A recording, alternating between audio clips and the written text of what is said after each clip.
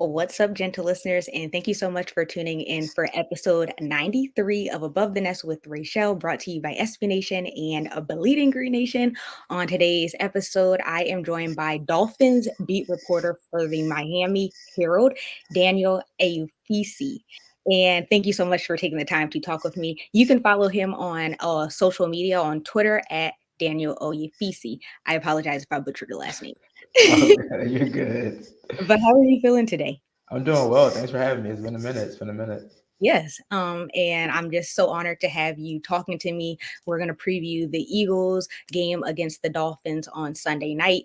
Week 6 is behind us. Both of these teams are 5-1. And so, the Eagles are coming off of their first loss ever to the Jets.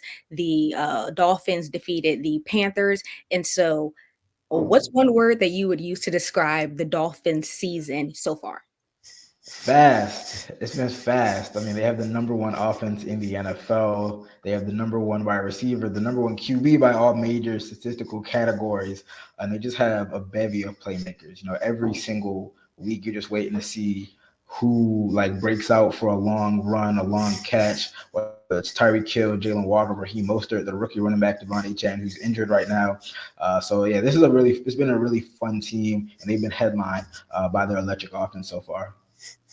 Quarterback Tua Tagovailoa. He, like you said, through the first 6 weeks, he leads the NFL with yards gained, yards per game, yards per pass attempt, and he's tied for first in touchdowns with Kirk Cousins. A lot of people are talking about him being the clear front runner for MVP. What are your thoughts on that and why?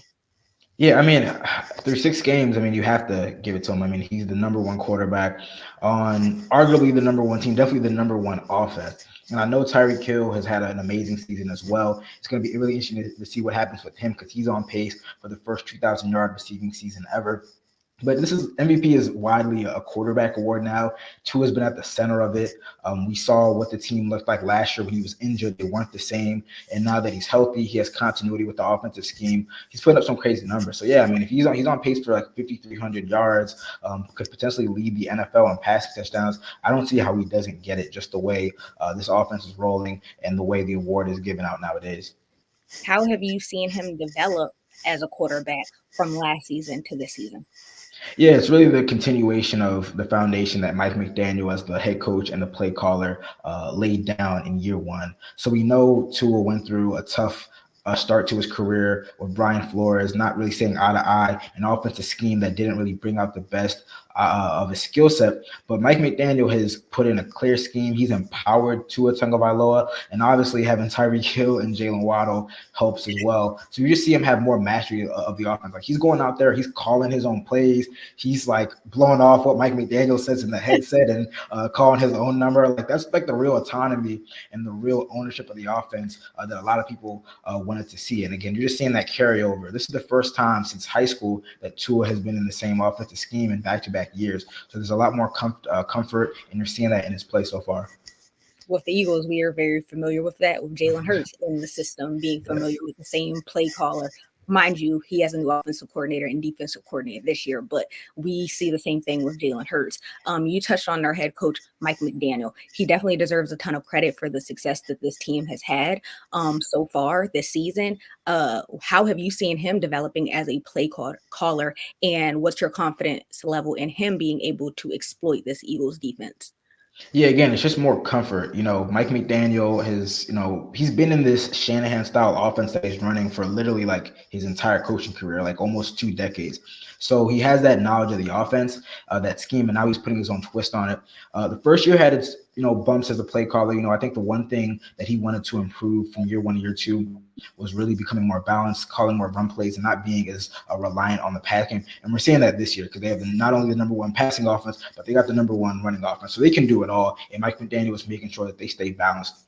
In terms of what they do in attacking the Eagles defense, it's going to be really interesting to see how the injuries on the Eagles side play out because they're really banged up in the secondary. Jalen Carter didn't play in the middle of that defensive line because of a sprained ankle. So when you hear, injuries in the secondary, that's not what you want to hear if you're an Eagles fan going up against, a group led by Tyreek Hill and Jalen Waddle. So I would, would expect them to kind of test that group in the back end, but it's going to be important to protect Tua up front and make sure that you're staying balanced and running the ball, so you're not in these obvious passing situations where a good Eagles defensive front can kind of tee off on Tua. In addition to having a balanced offense, like you mentioned, run game, pass game, he's also really creative, which is something that a lot of Eagles fans would like to see a little bit more from our offense and Brian Johnson. But you already touched on Tyreek Hill. We already know that this is definitely going to be one of the players to watch. What type of impact has he had on this Dolphins offense? Everything. I mean, obviously Tua is the quarterback, and he's the centerpiece of the offense. He touches the ball every single play. But this offense is really built around what Tyreek can do and kind of the threat of Tyreek Hill. We see a lot of pre-snap motion, usually with Tyreek Hill. They line him up everywhere. He's out wide. He's in the slot. They have this new exit short motion. There's no real name for it, but he'll line up kind of like as a tight end and then start sprinting out before the play. They line him up in the backfield. So they do so many different things with them. So when you have to devote so much attention to that guy, Tyreek can ruin a game for you, as a defense on his own. But then when you have the game plan for him, he opens up things for other guys. So yeah, I mean, again, he's on pace for the first 2,000-yard receiving season. He has the most receiving yards through 6 games in the Super Bowl era. He's kind of the runaway offensive player of the year in my mind. We talked about MVP, but he's definitely the offensive player of the year through 6 games in my mind. So you would say when it comes down to all of the players in the league, non-QB, would you say like he's the best player in the league? He is the best. Oh, that's tough because there's some really good defensive players, but I would say he is the most valuable non-quarterback in the NFL right now. Okay. That's what I would say. All right, you guys heard it here. The Dolphins were down in the beginning of the game against the Panthers. They were down 14-0. However, they were able to score 35 unanswered points. The Eagles are, fairly competitive. They do have a very talented defense. And so what's going to happen? Are they going to be able to have that same success when it comes to rallying from behind up against this Eagles defense? Yeah, that's like the most important or the most interesting matchup in my eyes because a lot of people, the Dolphins are 5-1, but the one thing that some people will point out, myself included, is that they have beat up on some bad teams. And again, you have to play who's on your schedule. Mm-hmm. But when you're talking about quality of wins and context, like that all plays a factor. Their toughest game to date came against the Buffalo Bills a couple weeks back, and we all saw how that turned out, 48-20. The offense got to a strong start, but then kind of stumbled a bit, and they couldn't pick things up. The defense couldn't stop Josh Allen. Against the Bills, the Buffalo's defensive front was able to get some pressure on Tua, negate the impact of the running game, and put them in those kind of obvious passing situations. So yeah, again, the Eagles have injuries in the secondary, but up front, I think that they can potentially win kind of the battle in the trenches. So it's really going to be important for the Dolphins offensive line to really establish the line of scrimmage, and not put yourself in a position where you're behind 14-0. Because I'm telling you, if they get behind 14-0 on the Eagles, as much as they've struggled, it's not going to be as easy. I mean, we saw that happen in Buffalo when they went down 2-3 scores, and they just weren't able to kind of string all those drives together to get back in the game.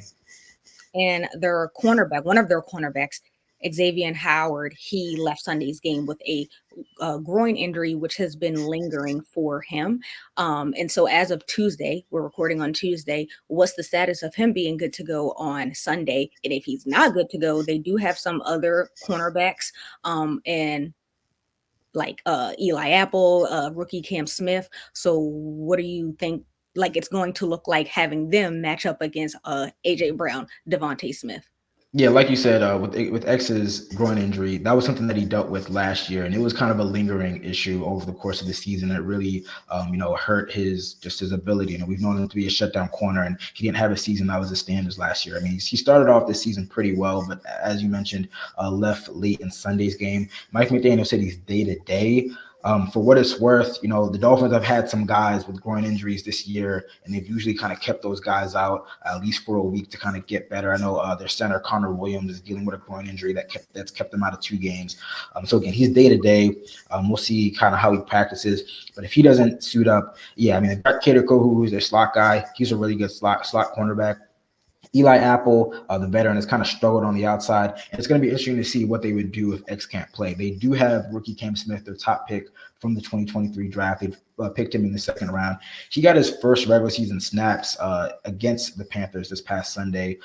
He's kind of, I don't know if he's been in the doghouse or what, but he just hasn't really gotten a lot of playing time. But he got a couple snaps late in that game. So maybe he put some stuff on film. Maybe they feel comfortable putting him out there. But yeah, that's going to be a tough matchup if they don't have X, because Devontae Smith and AJ Brown, yeah, they can get busy. So and the Dolphins defense, they've struggled against some top flight offenses. So, not the type of news you want to hear from your starting cornerback ahead of this type of matchup. And the Dolphins offense definitely firing on all cylinders. Like you mentioned, number one pass game, number one run game. Would you say there are any players who you are expecting to have a breakout game? It's a good question because it feels like everyone's broken out. I mean, the thing about this offense is that everyone is kind of really, guiding in on the fun. I mean, even Jalen Waddle, who's off to a slow start, he's had 2 touchdowns in the past 2 games. Raheem Mostert is leading the NFL with 11 total touchdowns, which is a career high, which is just incredible for him as a 31-year-old running back, kind of having a career resurgence. It'd be interesting to see, what the Eagles do in terms of, do they really devote a lot of efforts to take out Tyreek Hill because, they can really focus on Jalen Waddle. I know Jeff Wilson, one of their running backs, he was on IR for the first 6 games of the season.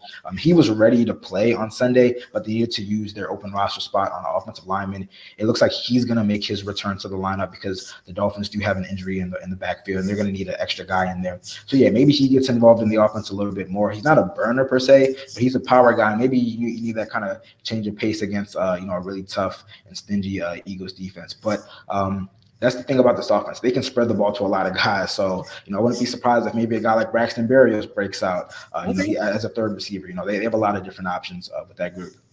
Okay. And what would you say are the keys to success for the Dolphins winning this game? And you want to throw out a score prediction? Oh yeah, you're gonna get some Dolphins fans in my DMs and my Twitter comments. But yeah, I would say the key to this is the trenches.